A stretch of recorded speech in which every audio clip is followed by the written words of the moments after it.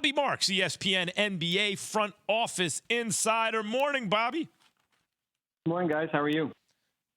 So we're doing well. The NBA seems to be doing pretty well. Seems to me a lot of this is about smuggling in a harder cap to the players. Looks like a big win to me for the owners. But what struck you as the most significant part of the new CBA? Yeah, I mean, I don't know about a hard cap. I mean, the Golden States of the world and Clippers and I guess Milwaukee, to an extent, the teams that probably spend, I guess, have somewhat of an unlimited budget, are going to feel, a little bit of a squeeze in the future, as far as the ability to add players to their roster, whether it be, through a taxpayer mid-level exception or to be able to go out and acquire a player in a trade, as the days of taking back additional money is probably going to be over. I think it's interesting that, these rules, most of these rules are probably not going to be phased in for another few years here. So it's not like they're telling Golden State that you have to kind of pick and choose. And that's not the case. I think that if there was a hard cap in place, then you're basically telling Oklahoma City you have to pick between Shai Gilgeous-Alexander and Josh Giddey, or Orlando with some of those young players in here. So I think it helps, kind of everybody in between. There will be 3 or 4 teams that probably aren't happy with the rules. But as I said, it's, there's the cap's going to grow with the media deal. The money's going to grow. Salaries are going to grow. There's more jobs that are going to be in place. The exceptions are going to grow. But I think what the league is saying is that, there are a few teams out there that basically spent at an unlimited number that basically can't help themselves as far as from that perspective. And we're going to put some guardrails in place here that's going to kind of bring them back to the path. Well, Bobby, Clippers aside, when you look at a team like Golden State that's largely homegrown with their core players, I mean, 3 of their top 4 guys are original draft picks. So, in a way, aren't the new rules in the CBA when it comes to team spending penalizing teams that evaluate and draft players very well?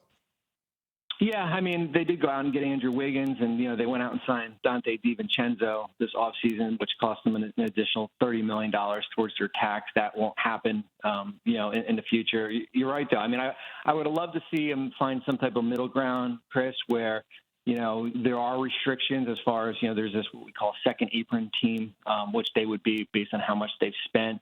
That still exists, but I would have loved if they get a little more of a tax break where, if Steph Curry's making $46 million, maybe 30 of that counts towards the luxury tax because that is one of your homegrown products. But, yeah, they do get penalized, with, Curry, Thompson, Green, guys that they've drafted, Kevon Looney. I think it's going to be interesting how this plays out in the next 4 years. If it's going to be Oklahoma City, who's drafted extremely well, are they the next team that gets penalized here? But I think big picture, that's what I would have loved to see in, some kind of common ground. I think you could still put the rules in place where there are restrictions as far as what you can add, but also reward teams as far as, how they draft. Bobby Marks, ESPN NBA front office insider, joining us here on Keyshawn, J. Will, and Max. Bobby, I wanted to get into the age restriction thing here. When do you think, because it obviously didn't get agreed upon in this CBA, when do you think the NBA will allow players to come in directly from high school? Well, this agreement's going to go out for, 6 years, 7 years here. So I don't see it. I don't think that there's a desire from either side. I know the commissioner had come out, I guess a year ago and said there was. I think the more you talk to teams, there's no desire to go into high school gyms and recruit kids. I know there are specialty events, whether it be some of these tournaments, but I think as the system is in place right now with the G League Ignite and Overtime Elite, some of these other, these programs that basically develop, I think that's going to be here for the long haul. So when will we see a change? I don't know. The next collective bargaining agreement, which could be in 2029, I guess, 2030 here. But I know just talking with teams, there is no desire to put the no age limit rule in place here. Bobby Marks with us, KJM, ESPN Radio. Bobby, when I didn't say hard cap. I think it's a harder cap now. Yeah. But my basic point is it's always a pure lie whenever any league says any of this is about competitive balance, even an iota, because competitive balance, great revenue share, going to a straight revenue share, but that's not what's happening. What they're doing is essentially capping labor, right? They're putting downward pressure on labor costs. It's not as though they're just redistributing the wealth to the poor teams, right? Or are they redistributing wealth to the poor teams here? So-called poor teams. Well, I mean, how the current system is, they're redistributing wealth to the poor teams because the more you spend, the more the Indianas of the world are going to get back a lot more money, right? So the higher the luxury tax penalty, if you have a team like Golden State that's contributing $200 million, half of that is being distributed to those middle-class teams. Yeah, but cash can't go in between deals and you lose mid-level exceptions and stuff. That's downward pressure on labor, right? Yeah, no, you're right. I mean, you're right, because that money that, the $30 million that you would have spent on DiVincenzo, which is half of it, now does not go back to those teams. So that's it's a fair point here as far as, you basically kind of pick your poison. Do you want more money coming back to you if you're some of these, in-between teams, or do you want, I guess, from a level playing field as far as, how you build your roster? Bobby Marks, ladies and gentlemen, ESPN NBA front office insider. Thanks for jumping on with us this morning, Bobby. Thanks, guys. Thanks, Bobby. Yeah, that's an interesting topic to me always, guys, because competitive balance, there are various ways you can achieve that if you redistribute the money from the rich market teams to the big market to the smaller market teams. Mm-hmm. But actually what the owners do in every sport, they just lie to the public. It's just a pure lie. Yeah. Where they say it's about, but in fact what they do is they cap what they do. The small markets go to the big markets. We need money to compete. The big markets essentially say to the small, don't look at us. Go get it from the players. Okay, great. We're going to cap what the players can make for competitive balance. Nonsense. No, I could give you a league today. I could fix the whole competitive balance thing in one day. Pure revenue sharing, no salary cap at all.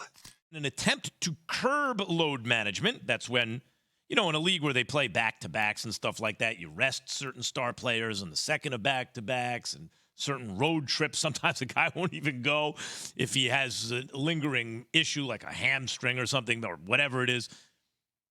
So they're trying to curb the load management where you lose games, among star players. You don't get to see the stars. Mm-hmm. The NBA is trying to is tying eligibility for postseason awards, meaning, well, I shouldn't say postseason awards, for awards.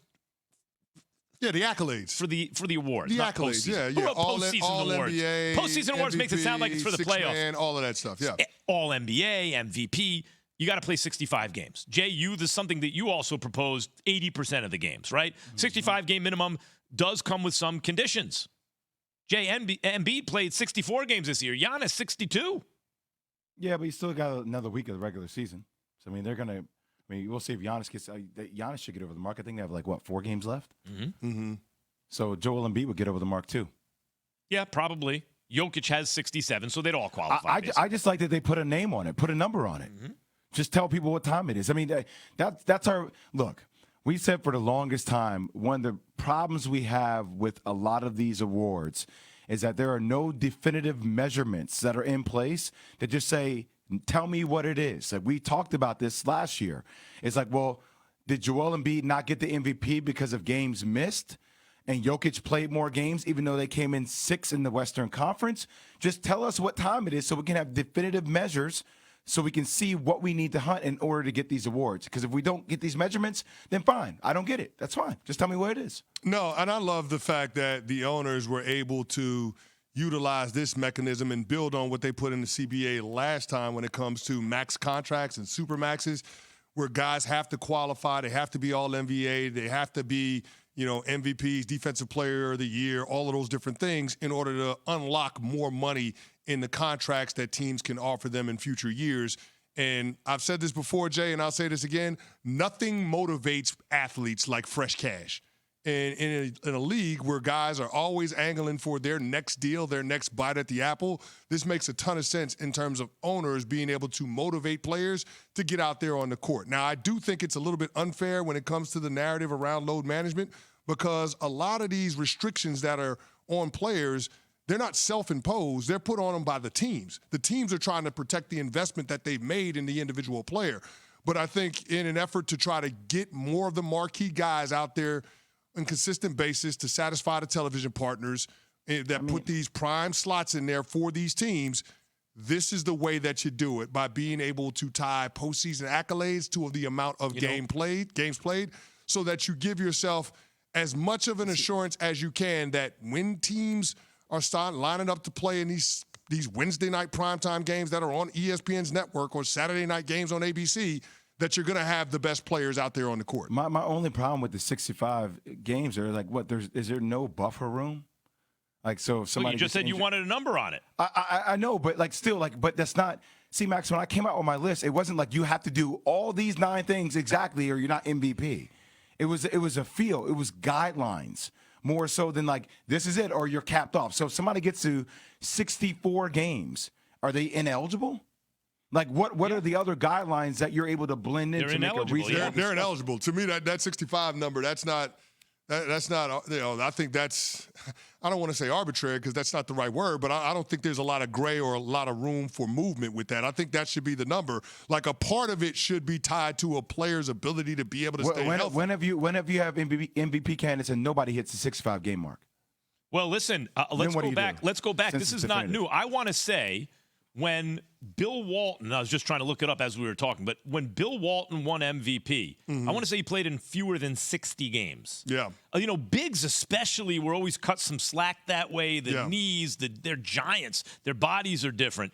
But no, Bill Walton would not have won MVP under these rules. But here's what I'll say, Max and Jay. I think that players will always adjust to this. If they know that this is a part of the equation going into a given season, they're going to manage themselves accordingly. Now, maybe that means less minutes played per game. Yeah. If that's it, in order to maintain that eligibility. But Chris, that's exactly what's going to happen. And people are going to find ways to be angry. Yeah, but you can't criticize them when you say, we got to rest the guy for playing the second night of a back-to-back. You can't have it both ways. Like, but you're talking about fans aren't rational. It's the whole reason why this whole narrative around load management has become like a theme. Get out of here with that. That's like 4 or 5 guys in the league.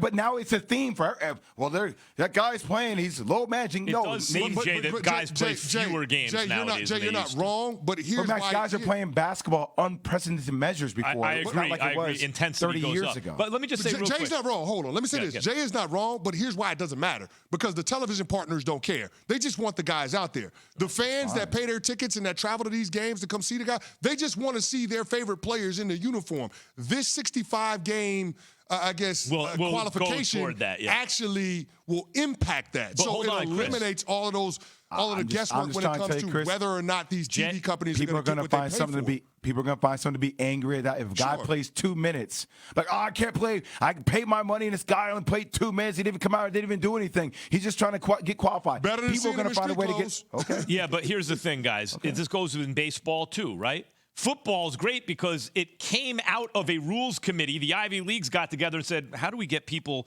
to watch soccer and rugby? They actually said, well, why don't we make a sport people like? And they started changing the rules of soccer and rugby.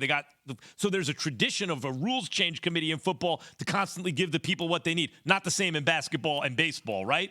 But they've caught up. So now basketball and baseball, rules changes on the field, awards, incentives, how many games played. They're tinkering with it. They're figuring out, okay, when this game is played most efficiently, it's not always what the fans want. Resting guys because they're playing more intensely.